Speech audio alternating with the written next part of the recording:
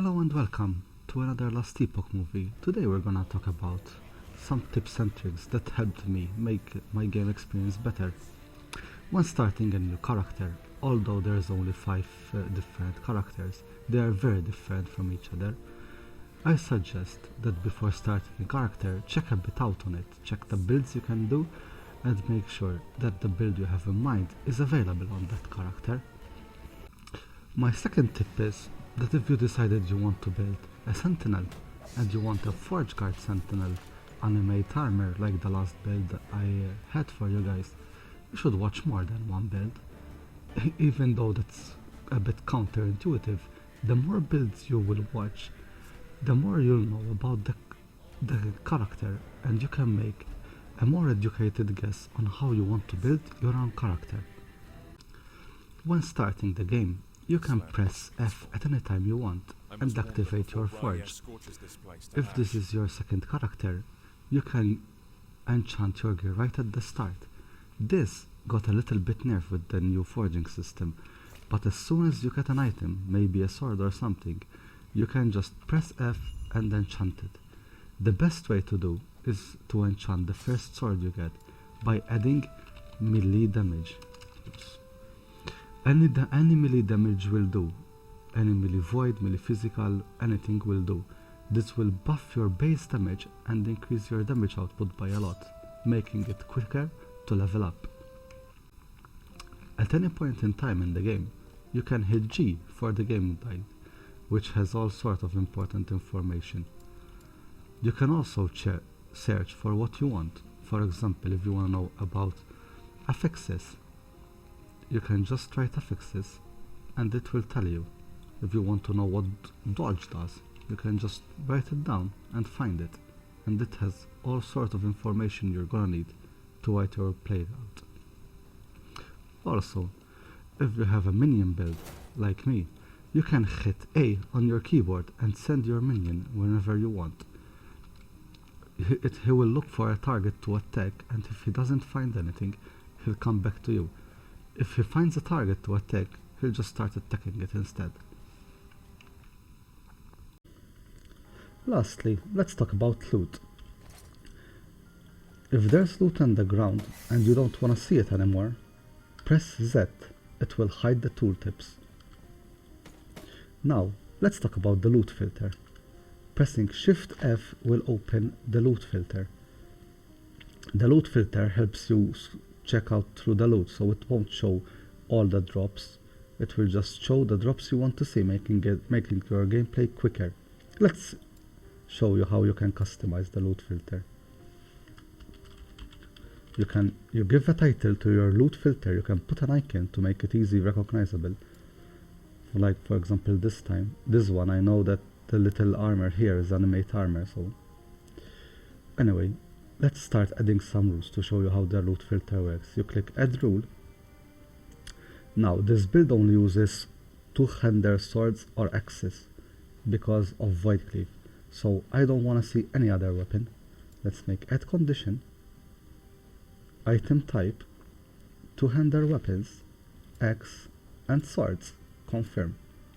Now I am telling this rule, I'm telling him to show me those two selected weapons, the axes and the swords, and I click add. Now it will show two types of two-hander weapons, the axes and sword. But this rule alone doesn't do anything, because whatever dropped, it's gonna show it anyway. So I need to add a new rule telling him hide item type and hide all other weapons. I can click everything here, even the swords and the axes, because of how the loot filter works. If I do this, it will hide. This rule is telling it to hide all the weapons, and this rule is telling him to show me the axes and the swords. This rule needs to be on top to show the loot filter that this one is more important. So first he will make sure this one is obeyed before obeying the second one. What do I mean?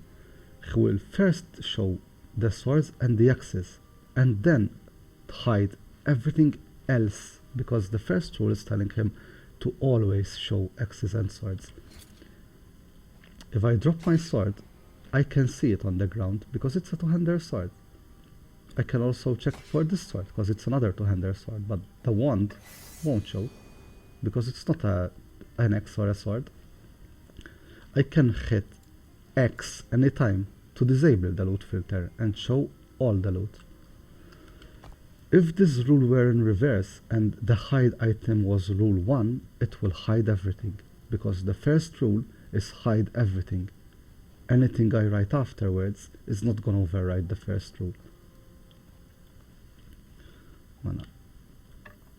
For this sword, I have, for this build, crit is very important, so let's set another rule. I want to recolor it as red to emphasize it more, and emphasize it, why not? So I am telling him now, item type, if there is a sword or an X and it has an affix with critical melee critical strike chance, it will emphasize it with red. If I add this, we can see that this sword is emphasized. If I put it on second level, it will hide it. It won't work because the emphasize is coming after it's showing them. So he will obey the first rule, show the weapons, and they are showing, and then he can't emphasize it. He can't obey the second rule because the first rule is already overwriting it. So I need to put this one first in order to emphasize it. So you need to learn where you need to put your rules in level to make it work for you. What I usually do is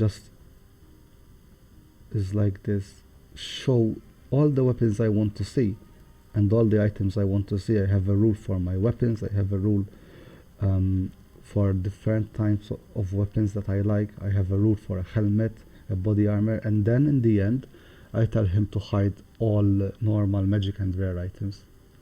So he will always show the purple ones, he will always show the unique ones. I don't know why they aren't.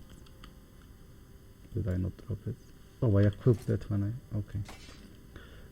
And that's how you sort your loot filter. If you have any question, please feel free to leave them in the comments and I'll answer them. If you like this video, please help me grow this channel by liking and subscribing. Thanks a lot and see you next time. Bye.